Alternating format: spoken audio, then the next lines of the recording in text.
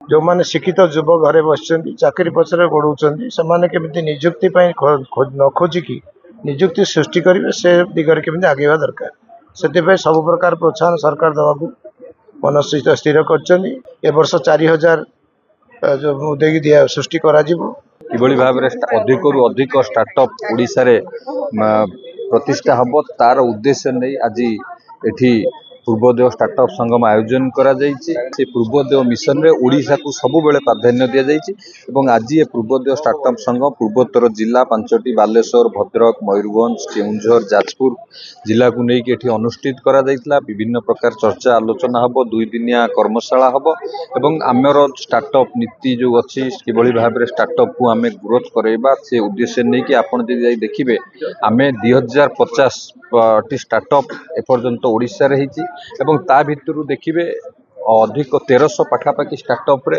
ମହିଳାମାନେ ହିଁ ନେତୃତ୍ୱ ନେଉଛନ୍ତି। ତ ନିଶ୍ଚିତ ଭାବରେ ୟାକୁ ଆହୁରି ବଢ଼ାଇବା ପାଇଁ 5 ବର୍ଷରେ 5000 ଷ୍ଟାର୍ଟଅପ୍ କରିବା ପାଇଁ ଆମେ ସରକାରଙ୍କ ତରଫରୁ ବିଭାଗ ତରଫରୁ ପଦକ୍ଷେପ ନିଆଯାଇଛି। ୟାକୁ କିଭଳି ଭାବରେ ବିକାଶ ହେବ ଭୁବନେଶ୍ୱରରେ ରହିକି ସାମଗ୍ରିକ ବିକାଶ କରିହେବ ନାହିଁ ତାର ଲକ୍ଷ୍ୟ ନେଇକି ବିଭିନ୍ନ ସ୍ଥାନରେ ଇଏ କନକ୍ଲେଭ୍ ଆୟୋଜନ ହେବ କିଭଳି ଭାବରେ ବିକାଶ ହେବ ଷ୍ଟାର୍ଟଅପ୍ର MSME କ୍ଷେତ୍ରରେ ବିକାଶ ହେବ।